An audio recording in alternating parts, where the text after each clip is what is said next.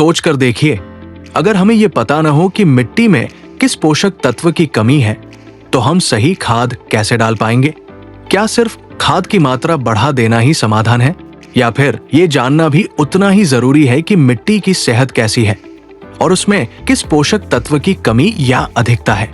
और अगर हर साल एक ही फसल उगाते रहेंगे तो मिट्टी के आवश्यक पोषक तत्व जल्द ही खत्म हो जाएंगे। यही कारण है कि आज खेती में इंटीग्रेटेड न्यूट्रिएंट मैनेजमेंट बहुत जरूरी माना जाता है। INM का मतलब है मिट्टी की जरूरत के अनुसार रासायनिक उर्वरक, जैविक खाद और जैव उर्वरक का संतुलित उपयोग। इसमें दो चीजें बहुत महत्वपूर्ण भूमिका निभाती हैं, सॉइल हेल्थ कार्ड और crop rotation. Soil health card से किसान को पता चलता है कि मिट्टी में कौन कौन से पोषक तत्व मौजूद है, किस तत्व की कमी है और कौन सी खाद कितनी मात्रा में डालनी चाहिए। और क्रॉप रोटेशन यानी हर सीजन में अलग अलग फसल उगाने से मिट्टी की उर्वरता बनी रहती है, कीट तथा रोगों का प्रकोप कम रहता है, पोषक तत्वों का संतुलन बना रहता है।